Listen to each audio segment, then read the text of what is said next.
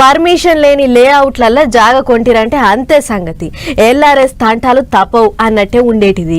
ఇల్లు కట్టరాదాయే, అమ్ముకుందానికి ఆఖరకు రాకపాయే అన్నట్టే ఉండేటిది ఇన్నొద్దులు ఎల్ఆర్ఎస్ తిప్పల. కానీ ఇప్పటి సంధి ఇక అసొంటి తిప్పలేం లేదంటారు గవర్నమెంట్ వాళ్ళు.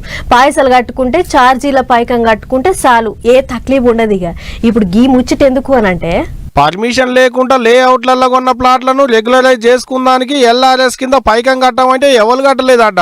మొత్తం 25,76,107 మంది అప్లికేషన్లు పెట్టుకుంటే అందులో 20 లక్షల మందికి మీదనే ఫీజులు కట్టని వాళ్ళు ఉన్నారట.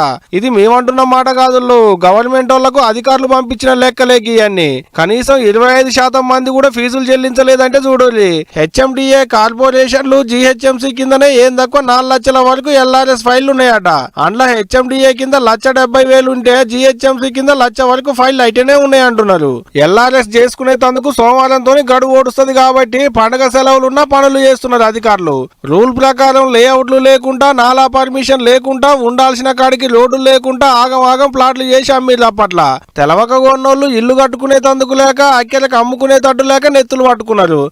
మీరేం పరేషాన్ కాకూరి, సర్కారుకు పైకం కడితే రెగ్యులరైజ్ చేస్తామని ఎల్ఆర్ఎస్ స్కీమ్ పట్టుకొచ్చింది అప్పట్లో పోయిన కారు పార్టీ సర్కారు. ఈ ఆఫర్ ఏదో మంచిగా ఉందని 25 లక్షల మందికి మీదనే దరఖాస్తులు పెట్టుకున్నారట. కానీ అందులో ఉత్త 5 లక్షల మందే పైకం కట్టిరాట. తతిమ 20 లక్షల మందికి మీదనే ఫీజులు కట్టలేదు అంటున్నారు.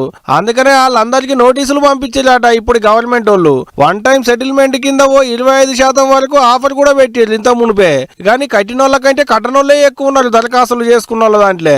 సోమవారం పొద్దుకేటాళ్లకు కట్టినోళ్ళకే రాయితీ ఆఫర్ పనికొస్తుంది అంటున్నారు అధికారులు. పండగ సెలవులు కదా అంటే అదేం లేదు. పండగలున్నా పబ్బాలున్నా ఎల్ఆర్ఎస్ ఫీజుల కొరకు అధికారులు ఆఫీసులకు వస్తున్నారు, ఫీజులు కట్టించుకుంటున్నారు. గుడి మాన్యాలు, మసీదు భూములు, సర్కారు భూములు, కోర్టు కేసులున్న భూములు, శరుసికం భూములు కాకుండా కడ్మాటికి అన్నిటికీ రెగ్యులరైజ్ చేసుకోవచ్చు అన్నట్టు. ఆఫర్ పెట్టినా గన్నిగానం దరఖాస్తులకు ఫీజులు కట్టకుండా పెండింగ్లు ఉన్నాయంటే మరి ఫీజులు కట్టుకునేందుకు గడువు ఏమన్నా పెంచుతారో లేదో మరి చూడాలిగా.